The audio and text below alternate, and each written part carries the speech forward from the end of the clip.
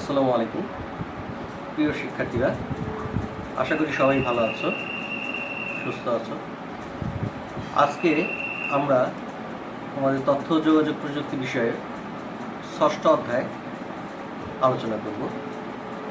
তো চলো শুরু করা যাক আজকের আলোচনা।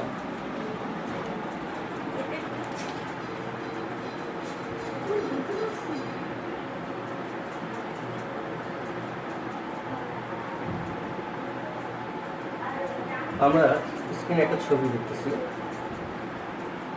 হ্যাঁ শিক্ষার্থীরা, তোমরা ঠিকই ধরেছ, আমরা ডেটাবেস নিয়ে আজকে আলোচনা করব।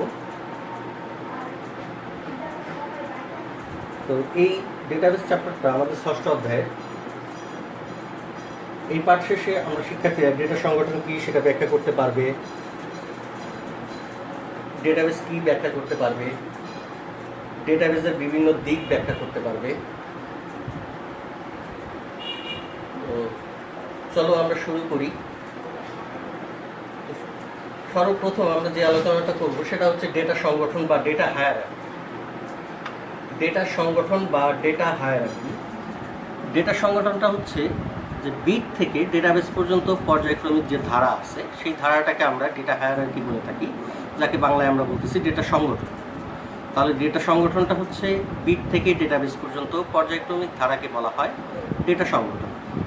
এখন আসা যাক যে বিট হচ্ছে যে আমরা জানি বাইনারি অঙ্ক 0 বা 1, এদেরকে বিট বলা হয়। এই যে বাইনারি অঙ্ক 0 বা 1, এই বিট থেকে শুরু করে সিকোয়েন্সিয়ালি আমরা ডেটাবেস পর্যন্ত যাব। এই যে সিকোয়েন্সিয়াল যে ধারাটা সেটাই হচ্ছে আসলে ডেটার সংগঠন। তো আমরা সংজ্ঞাটা একটু দেখি। বিট থেকে ডেটাবেস পর্যন্ত পর্যায়ক্রমিক ধারাকে ডেটা সংগঠন বলে। অর্থাৎ ডেটা হায়ারার্কি হলো ডেটার ধারাবাহিক বা শাখা প্রশাখার সংগঠন। আর এর অংশগুলো হচ্ছে বিট, বাইট, অক্ষর, ফিল্ড, রেকর্ড, ফাইল, ডেটাবেস। এগুলো হচ্ছে এর অংশ। তাহলে ডেটা সংগঠনের অংশগুলো হচ্ছে বিট, বাইট, অক্ষর, ফিল্ড, রেকর্ড, ফাইল, ডেটাবেস। এগুলো হচ্ছে এর অংশ। তো প্রত্যেকটা ডেফিনেশনই আমরা দেখব। তো দেখার আগে আমরা সর্বপ্রথম একটা চিত্রের দিকে দৃষ্টিপাত করি। চিত্রটা বুঝলে আমরা সমস্ত সংখ্যাগুলি আমরা সহজেই পারবো। তো প্রথমে আসি বিট। তো বিটটা হচ্ছে যে 0 বা 1 যে বাইনারি অঙ্কগুলো আছে সেগুলো হচ্ছে বিট। তো এই যে এখানে কিছু এক্সাম্পল দেখানো হচ্ছে, এগুলো হচ্ছে এক একটা বিট। এগুলো হচ্ছে এক একটা বিট। তো এই বিট থেকে আমরা জানি 8টা বিট মিলে হয় একটা বাইট বা যাকে বলা হয় অক্ষর। তাহলে বিট থেকে এরকম 8টা বিট মিলে হবে একটা অক্ষর বা একটা বাইট। তাহলে অক্ষর হচ্ছে 8 বিটে একটা অক্ষর বা একটা বাইট। দেখো এখানে একটা এক্সাম্পল দেখানো হচ্ছে রাফি। তো রাফির আর লেখার জন্য তাহলে আমাদের 8টা বিট প্রয়োজন হয়েছে, এ লেখার জন্য 8টা বিট প্রয়োজন হয়েছে, এফ লেখার জন্য 8টা বিট প্রয়োজন হয়েছে, তদ্রূপ আই লেখার জন্য 8টা বিট প্রয়োজন হয়েছে। তো এরকম বিট থেকে আসতেছে অক্ষর। তাহলে অক্ষরের ডেফিনেশন 8টা বিট মিলে হয় একটি অক্ষর। তো এরকম এক বা একাধিক অক্ষর থেকে আমরা পাচ্ছি হচ্ছে ফিল্ড। এক বা একাধিক অক্ষর মিলে হচ্ছে আমরা পাচ্ছি ফিল্ড। যেমন নাম একটা ফিল্ড, রোল একটা ফিল্ড। শিক্ষার্থীর নাম একটা ফিল্ড হতে পারে, যেমন নাম রাফি আমরা এখানে ইউজ করছি, নামটা একটা ফিল্ড। ঠিক একইভাবে রোল একটা ফিল্ড হতে পারে, সেকশন একটা ফিল্ড হতে পারে, গ্রুপ একটা ফিল্ড হতে পারে, এরকম বিভিন্ন ফিল্ড থাকতে পারে। তো তদ্রূপ এই এক বা একাধিক ফিল্ড মিলে তৈরি হচ্ছে রেকর্ড। যেমন শিক্ষার্থীর রেকর্ড বা রাফির রেকর্ড আমরা বলতে পারি, শাফিনের রেকর্ড বলতে পারি, অথবা XYZ এদের রেকর্ড আমরা বলতে পারি। তাহলে রেকর্ডের ডেফিনেশন আমরা পাচ্ছি এক বা একাধিক ফিল্ডের সমন্বয়ে বা এক বা একাধিক ফিল্ডের সমষ্টিতে গঠিত হয় একটি রেকর্ড। তদ্রূপ এক বা একাধিক রেকর্ডের সমন্বয়ে গঠিত হয় ফাইল। যেমন শিক্ষার্থীদের ফাইল বা ছাত্রদের ফাইল, ছাত্রছাত্রীদের ফাইল, শিক্ষকদের ফাইল, প্রশাসনিক কর্মকর্তা কর্মচারীদের ফাইল, এরকম বিভিন্ন ফাইল থাকতে পারে। তাহলে ফাইলের ডেফিনেশন হচ্ছে এক বা একাধিক রেকর্ডের সমন্বয়ে গঠিত হচ্ছে ফাইল। ঠিক একইভাবে এক বা একাধিক ফাইলের সমন্বয়ে, যেমন ছাত্রদের ফাইল, শিক্ষকদের ফাইল, আরও কোনো ফাইল থাকলে সেই ফাইল একত্রে অনেকগুলো এক বা একাধিক ফাইল মিলে তৈরি হবে একটা ডেটাবেস। যেমন একটা কলেজের ডেটাবেস। কলেজের ডেটাবেসে ছাত্রদের ফাইল থাকে, শিক্ষকদের ফাইল থাকে। ঠিক একইভাবে ছাত্রদের ফাইলের মধ্যে রাফির রেকর্ড থাকতে পারে, শাফিনের রেকর্ড থাকতে পারে, XYZ এর রেকর্ড থাকতে পারে। আবার ঠিক একইভাবে রেকর্ডের ভিতরে রাফির নাম থাকতে পারে, রোল থাকতে পারে, সেকশন থাকতে পারে। সেগুলো আসছে আবার কীভাবে, বিভিন্ন অক্ষর থেকে আসছে, অক্ষরগুলো আসতো কীভাবে, বিট থেকে আসছে। তাহলে দেখো আমরা শুরু করছিলাম বিট থেকে। এই বিট থেকে পর্যায়ক্রমিক যে ধারা, বিট থেকে কোথায় অক্ষর, তারপর ফিল্ড, তারপর রেকর্ড, তারপর ফাইল, তারপর ডেটা, এই পর্যায়ক্রমিক ধারা বা এই সিকোয়েন্সটাকে আমরা বলে থাকি ডেটা সংগঠন বা ডেটা হায়ারার্কি। তো আমরা আমাদের টার্মগুলোর একটু ডেফিনেশনগুলো একটু দেখি। তাহলে বিটের ডেফিনেশন আমরা অলরেডি জেনে গেছি। বিট হচ্ছে ডেটা সংগঠনের ক্ষুদ্রতম, যার মান বাইনারি ডিজিট 0 বা 1 হতে পারে। ঠিক একইভাবে বাইট গঠিত হয় 8 বিট নিয়ে, যার দ্বারা একটি অক্ষর প্রকাশ করা হয়। কম্পিউটার মেমোরিতে স্থান বাইটে পরিমাপ করা হয়। পরবর্তীতে ফিল্ড। ফিল্ড গঠিত হয় পরস্পর সম্পর্কযুক্ত কয়েকটি অক্ষর নিয়ে। ফিল্ড মূলত কিছু নির্দিষ্ট বৈশিষ্ট্য সম্পন্ন বিষয়। রেকর্ড। রেকর্ড গঠিত হয় পরস্পর সম্পর্কযুক্ত কয়েকটি ফিল্ড নিয়ে। প্রতিটি রেকর্ডকে একটি এন্টিটি বলতে পারি।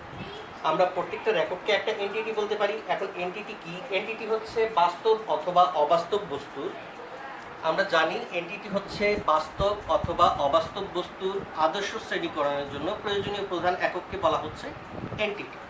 তো সেই ক্ষেত্রে দেখো এখানে রেকর্ড গঠিত হচ্ছে পরস্পর সম্পর্কযুক্ত কয়েকটি ফিল্ড নিয়ে, আর এই রেকর্ডকে আমরা বলতে পারি এন্টিটি। একটা এন্টিটি আরেকটা এন্টিটির থেকে বা আরেকটা বিষয় থেকে অবশ্যই পৃথক হবে। পরবর্তীতে আসি ফাইল। ফাইল গঠিত হয় পরস্পর সম্পর্কযুক্ত কয়েকটি রেকর্ড নিয়ে, আর প্রত্যেকটা ফাইলের একটা নির্দিষ্ট নাম থাকে। ঠিক একইভাবে ডেটাবেস। ডেটাবেস গঠিত হয় পরস্পর সম্পর্কযুক্ত কয়েকটি ফাইল নিয়ে। এতে ব্যবহারকারী বিভিন্ন ধরনের অ্যাক্সেস করে থাকে বা ব্যবহারকারী বিভিন্ন ধরনের অ্যাক্সেস থাকে। তাহলে এই সংজ্ঞাগুলো আমরা সকলেই পারবো আশা করা যায়।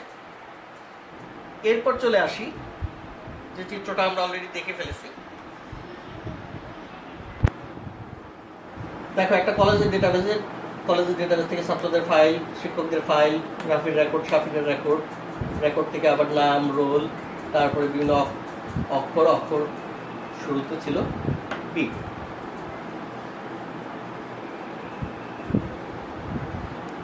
এখন আমরা আসবো ডেটাবেস বলতে আমরা কি বুঝি। অলরেডি আমরা জেনে গেছি ডেটাবেস হচ্ছে পরস্পর সম্পর্কযুক্ত কিছু ফাইলের সমষ্টি হচ্ছে ডেটাবেস। পরস্পর সম্পর্কযুক্ত কিছু ফাইলের সমষ্টি হচ্ছে ডেটাবেস, যেখানে ব্যবহারকারী বিভিন্ন অ্যাক্সেস থাকে। তো আমরা ডেফিনেশনটা একটু দেখি। ডেটা শব্দের অর্থ হচ্ছে উপাত্ত বা তথ্য বা বেস।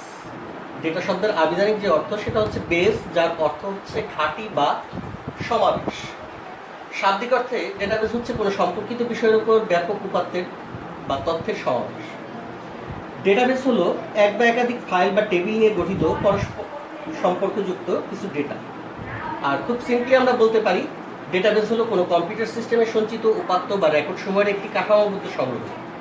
আর তথ্যকে নানাভাবে উপস্থাপন করার জন্য ডেটাবেস আমরা ব্যবহার করে থাকি। তো ডেটাবেসের ডেফিনেশনটা বিভিন্ন সময় আমাদের জ্ঞানমূলক প্রশ্নে আমরা পরীক্ষায় পাই। পরবর্তী স্লাইডে আমরা চলে আসি ডেটাবেসের সুবিধা। এই যে আমরা ডেটাবেস নিয়ে বলতেছি, তাহলে ডেটাবেসের সুবিধাগুলো আসলে কি? ডেটাবেসের বিভিন্ন ধরনের সুবিধা আছে। তো আমরা সুবিধাগুলো অন স্ক্রিন একটু দেখি। একই তথ্যের পুনরাবৃত্তি রোধ করে স্থানের সর্বোচ্চ ব্যবহার করা যায়। অর্থাৎ একই তথ্য বিভিন্ন জায়গায় এখন আর সংরক্ষণ করা দরকার হচ্ছে না। একটা কম্পিউটার সিস্টেমে সংরক্ষণ করলেই স্থানের সর্বোচ্চ ব্যবহার করা সম্ভব হয়। একটা সময় ছিল যখন আমরা বিভিন্ন তথ্য বিভিন্ন জায়গায় বিভিন্নভাবে সংরক্ষণ করে রাখতাম, এখন সেটা কেন্দ্রীয়ভাবে এক জায়গায় সংরক্ষণ করলে হচ্ছে। তথ্যের অসামঞ্জস্যতা দূর করা যায় ডেটাবেসের মাধ্যমে।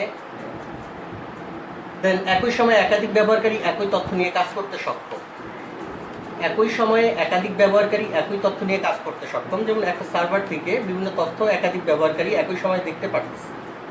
যেমন আমরা অনলাইন টিকিটিংয়ের কথা বলতে পারি। আমি একটা স্টেশনে গেলাম বা তুমি একটা স্টেশনে গেলাম, বিভিন্নজন বিভিন্ন স্টেশন থেকে তার কাঙ্ক্ষিত টিকিটটা কাটতে পারতেছে। সেই ক্ষেত্রে বিভিন্ন স্টেশনের যে টিকিট কাউন্টারগুলো আছে সেখানে একটা সার্ভার থেকে তারা তথ্য এনে কাজগুলো করতেছে। তাহলে বলা যায় যে একই সময় একাধিক ব্যবহারকারী একই তথ্য নিয়ে কাজ করতে সক্ষম।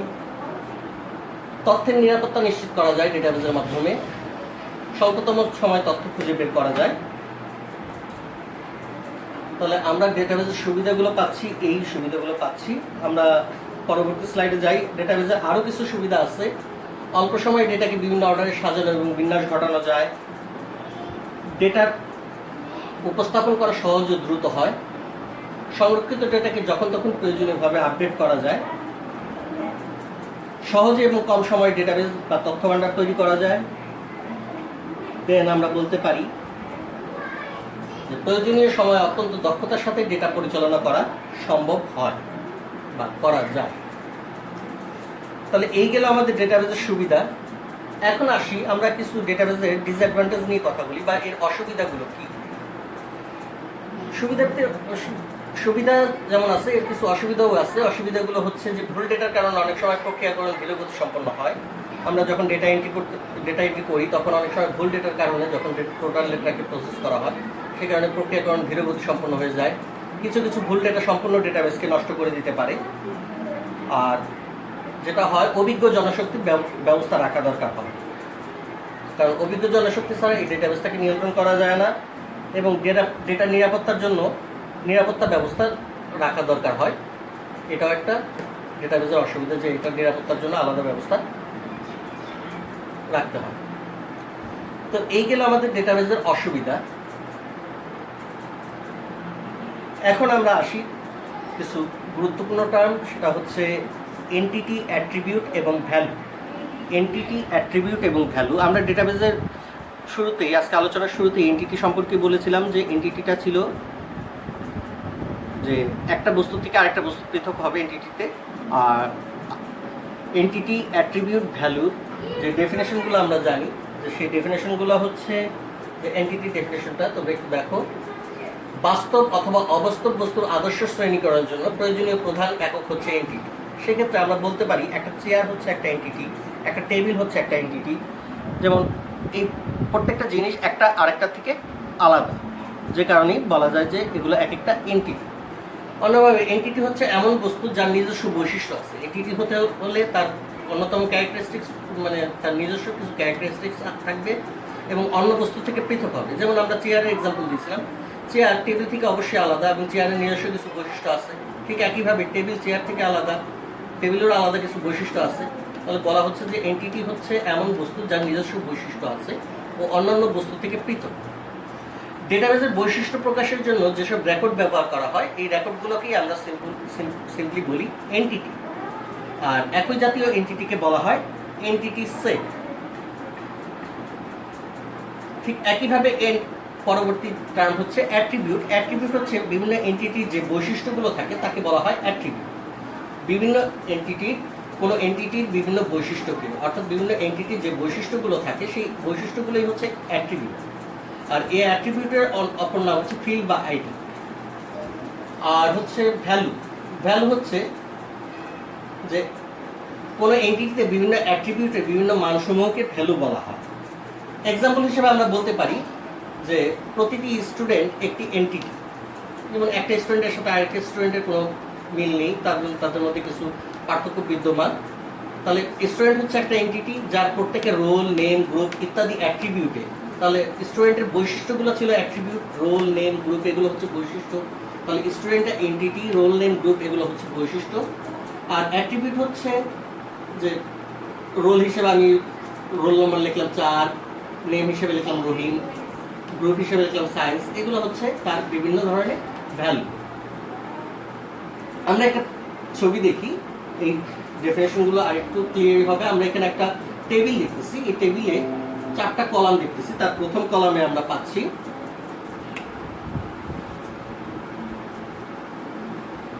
Serial number, then name, salary এবং পয়েন্ট। 1, 2, 3 বিভিন্ন ধরনের নাম আছে, করিম, রহিম, সুজন। স্যালারি 5,000, 4,000, 3,000। বিভিন্ন পয়েন্ট এখানে মেনশন করা হয়েছে 5, 4, 3।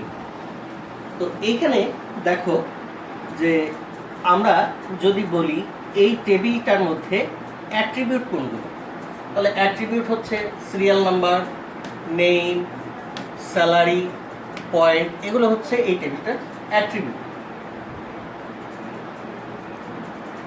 তাহলে এটাকে বলা হচ্ছে অ্যাট্রিবিউট, যার অপর নাম হচ্ছে ফিল্ড। ঠিক একইভাবে আমরা যদি বলি এন্টিটি, তাহলে এন্টিটি এখানে কোনটা করি, করিমের তথ্য এটা একটা এন্টিটি, রহিমের তথ্য এটা একটা এন্টিটি, সুজনের তথ্য এটা একটা এন্টিটি, কোনো তথ্যের সাথে কোনো তথ্যের মিল নেই, তাহলে এগুলো হচ্ছে এক একটা এন্টিটি। দেখো এক একটা রোকে তাহলে বলা হচ্ছে এক একটা এন্টিটি। একে আমরা এন্টিটি না বলে অপর নামেও ডাকতে পারি, টাপল, কোথাও কোথাও রো হিসাবে মেনশন করা হয়, কোথাও রেকর্ড হিসাবে মেনশন করা হয়। আমরা যে কোনো নামে এটাকে আখ্যায়িত করতে পারি। তাহলে আমরা জানলাম এক একটা রো হচ্ছে এক একটা এন্টিটি, অথবা এক একটা রো হচ্ছে এক একটা টাপল, অথবা এক একটা রেকর্ড হচ্ছে এক একটা এন্টিটি। যেভাবেই মেনশন করি না কেন প্রত্যেকটা রো হচ্ছে আলাদাভাবে এক একটা এন্টিটি। তাহলে এখানে এই টেবিলটাতে এন্টিটি আছে কয়টা? 3টা এন্টিটি আছে, যেমন করিমের একটা তথ্য, রহিমের একটা তথ্য এবং সুজনের একটা তথ্য। আর ভ্যালু কোনগুলো? ভ্যালু হচ্ছে এখানে 1 একটা ভ্যালু, 2 একটা ভ্যালু, 3 একটা ভ্যালু, একইভাবে করিম একটা ভ্যালু, রহিম একটা ভ্যালু। এই যে বিভিন্ন বৈশিষ্ট্যের যে মানগুলো আছে সেই মানগুলোকে বলা হচ্ছে ভ্যালু। আর টোটাল টেবিলটাকে একত্রে আমরা বলতেছি টেবিল অথবা এন্টিটি সেট। একই জাতীয়, যেমন একটা শ্রেণীর যদি আমরা চিন্তা করি, তাহলে এই শ্রেণীর একই জাতীয় এন্টিটির সমারোহকে বলা হচ্ছে এন্টিটি সেট। তাহলে ব্যাপারটা তোমরা ধরতে পারছো আশা করি। পরবর্তী স্লাইডে চলে আসি। এন্টিটি রিলেশনশিপ মডেল বা যাকে বলা হয় সংক্ষেপে বলা হয় ইআর মডেল।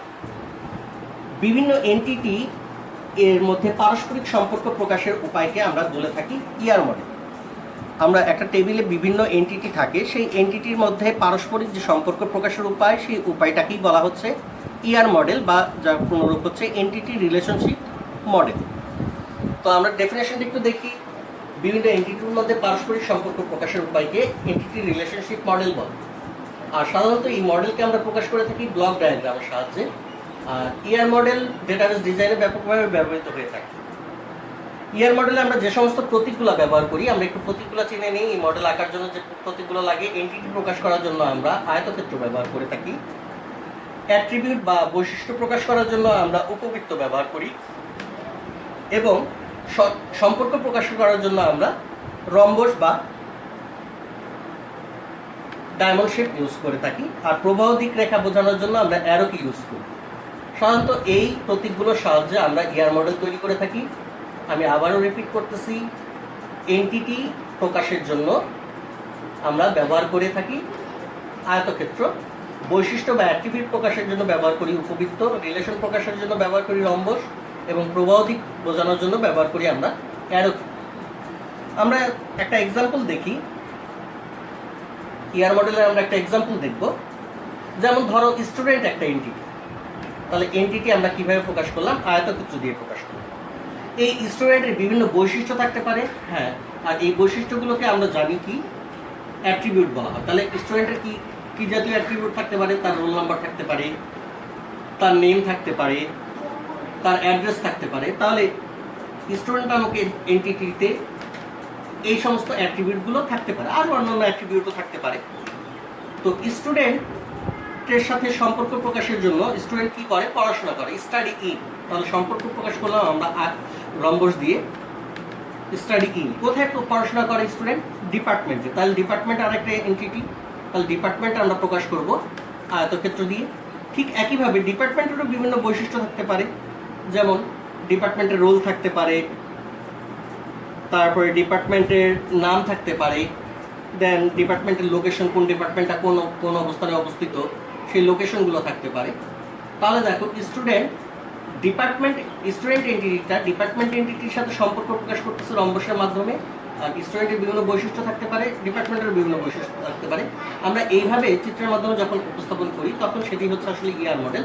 তাহলে এই এন্টিটির সাথে এই এন্টিটির পারস্পরিক সম্পর্ক প্রকাশ হচ্ছে স্টাডির মাধ্যমে।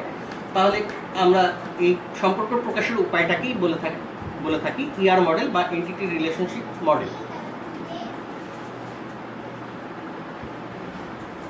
এখন আসি, আমরা এই ডেটাবেস চ্যাপ্টার নিয়ে আলোচনা করতেছি। তাহলে ডেটাবেস তৈরি করার জন্য বেশ কিছু সফটওয়্যার আমরা ব্যবহার করে থাকি। ডেটাবেস ব্যবহারের জন্য বেশ কিছু সফটওয়্যার আছে, জনপ্রিয় বেশ কিছু সফটওয়্যারের নাম এখানে এখন দেখব। যেমন আমরা এমএস এক্সেস ব্যবহার করি, ডেলফি ব্যবহার করি, Oracle, FileMaker pro, Alpha 5, Paradox, Lotus Approach, Ingres, MySQL. এগুলো সবগুলি আলাদা আলাদাভাবে এক একটা ডেটাবেস প্রোগ্রামের নাম।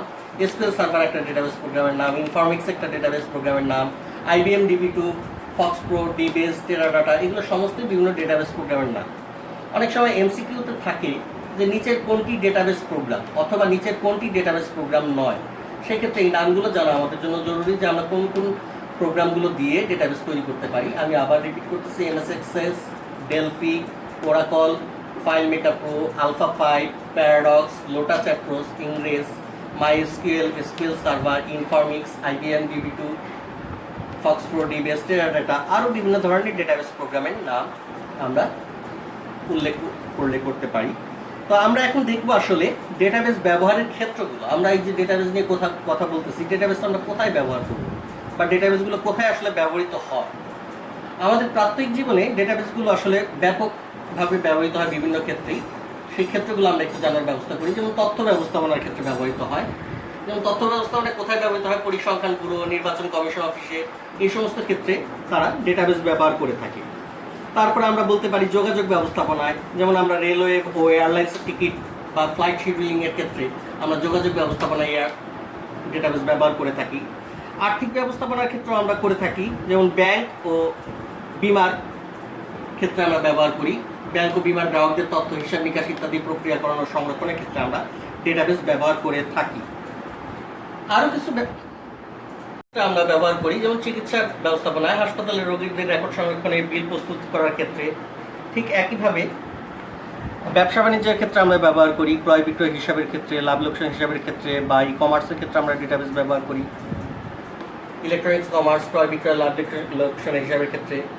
আর ডেটাবেসের অন্যতম ব্যবহার হয় মানব সম্পদ ব্যবস্থাপনার ক্ষেত্রে। একটা প্রতিষ্ঠানের সকল কর্মকর্তা কর্মচারীদের তথ্য সংরক্ষণের ক্ষেত্রে আমরা ডেটাবেস ব্যবহার করা হয় বা বিভিন্ন প্রতিষ্ঠান ডেটাবেস ব্যবহার করে থাকে।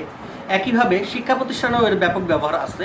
যে শিক্ষা প্রতিষ্ঠানের শিক্ষকদের তথ্য, শিক্ষার্থীদের তথ্য, এরকম ডেটাবেস ইনফরমেশন সিস্টেম তৈরিতে ডেটাবেস মানে এই ধরনের ডেটাবেসটাকে আমরা ব্যবহার করে থাকি। তাহলে মানব সম্পদ ব্যবস্থাপনায় প্রতিষ্ঠানের কর্মকর্তা কর্মচারীদের রেকর্ড, বেতন প্রক্রিয়া ইত্যাদি প্রক্রিয়াকরণ সংরক্ষণ। শিক্ষা প্রতিষ্ঠানের শিক্ষার্থী ও শিক্ষকদের ইনফরমেশন সিস্টেম তৈরিতে ডেটাবেসগুলোকে ব্যবহার করা হয়। তাহলে আমরা দেখতেছি যে ডেটাবেসের আসলে ব্যবহার ক্ষেত্রটা ব্যাপক। আমরা এখন আলোচনা করব আসলে ডেটাবেস প্রশাসক বা ডেটাবেস অ্যাডমিনিস্ট্রেটর নিয়ে। তো পরবর্তী স্লাইড আমাদের হচ্ছে ডেটাবেস প্রশাসক এবং ডেটাবেস অ্যাডমিনিস্ট্রেটর। ডেটাবেস প্রশাসক বা ডেটাবেস অ্যাডমিনিস্ট্রেটর হলো কেন্দ্রীয়ভাবে ডেটাবেসকে নিয়ন্ত্রণ করে থাকে এমন ব্যক্তি বা ব্যক্তিবর্গকে বলা হয় ডেটাবেস প্রশাসক, যাকে ইংরেজিতে বলা হয় DBA বা ডেটাবেস অ্যাডমিনিস্ট্রেটর। তাহলে কেন্দ্রীয়ভাবে ডেটাবেস নিয়ন্ত্রণ করে এমন ব্যক্তি বা ব্যক্তিবর্গকে বলা হয় ডেটাবেস অ্যাডমিনিস্ট্রেটর। আমরা ডেফিনেশনটা একটু দেখি। কেন্দ্রীয়ভাবে ডেটাবেস নিয়ন্ত্রণ ও পরিচালনা করে থাকেন এমন ব্যক্তি বা ব্যক্তিবর্গকে ডেটাবেস প্রশাসক বলা হয়ে থাকে। আর এই ডেটাবেস প্রশাসক বা DBA এর কাজটা, একটা প্রতিষ্ঠানের জন্য DBA বেশ গুরুত্বপূর্ণ কাজ পালন করে থাকে। তার মধ্যে আমরা দেখি যে ফাইল ডিজাইন এবং ডেটাবেসের উপদেষ্টা হিসাবে ডেটাবেসের স্ট্রাকচার তৈরি করা, অর্থাৎ সমস্ত ডেটাবেসটার ফাইল ডিজাইনিং করা এবং টোটাল ডেটাবেসের উপদেষ্টা হিসাবে যে স্ট্রাকচার তৈরি করতে হয় সেই কাজটা একজন ডেটাবেস অ্যাডমিনিস্ট্রেটর করে থাকে। ব্যবহারকারী ডেটা সংরক্ষণ এবং সংগ্রহ করতে সমন্বয় করে থাকে, অর্থাৎ বিভিন্ন ইউজার যে ডেটাগুলো ইনপুট হিসাবে দিবে সেই ডেটাগুলো কীভাবে সংগৃহীত হবে এবং কীভাবে সংরক্ষিত হবে সেটা ডেটাবেস অ্যাডমিনিস্ট্রেটরের দায়িত্ব। কেন্দ্রীয়ভাবে ব্যবহারকারী নিয়ন্ত্রণ করা, অর্থাৎ কোন ব্যবহারকারী কী পরিমাণ কাজ করবে এবং কতটুকু কাজ করতে পারবে, কি ফাইলের কোন কোন অংশগুলো তারা অ্যাক্সেস করবে, কোন কোন অংশগুলো অ্যাক্সেস করবে না, সেই সমস্ত নিয়ন্ত্রণের কাজ দেখভালের দায়িত্বগুলো একজন ডেটাবেস প্রশাসকের উপর ন্যস্ত থাকে।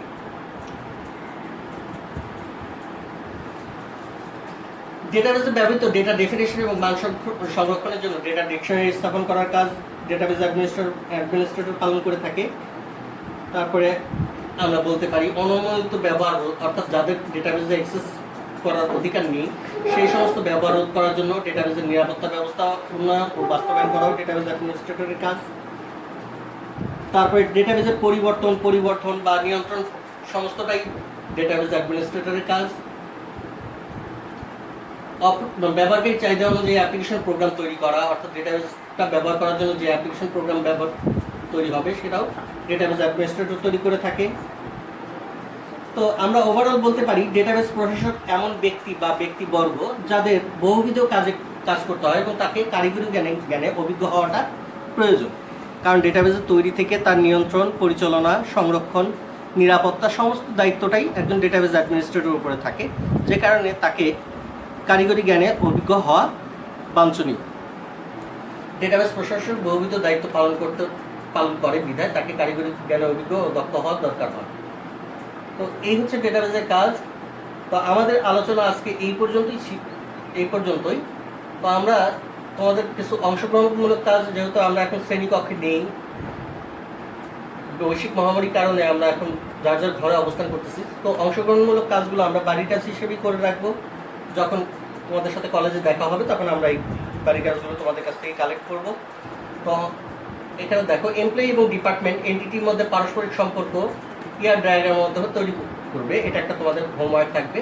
আমরা একটা এক্সাম্পল আমাদের আজকে আলোচনায় দেখেছি, সেটা হচ্ছে ডিপার্টমেন্ট এবং স্টুডেন্টের মধ্যে সম্পর্ক তৈরি। আমরা ওইরকমই এমপ্লয়ি এবং ডিপার্টমেন্টের মধ্যে, আগে ছিল স্টুডেন্ট এবং ডিপার্টমেন্ট, আমরা এখানে তোমাদের একটা কাজ নিয়ে এমপ্লয়ি এবং ডিপার্টমেন্টের মধ্যে একটি ইয়ার ডায়াগ্রাম তৈরি করবে। তারপরে ডেটাবেজের সুবিধাগুলো কী কী সেগুলো একটু লিখে আনবে। তো আমরা আজকে কি কি শিখলাম?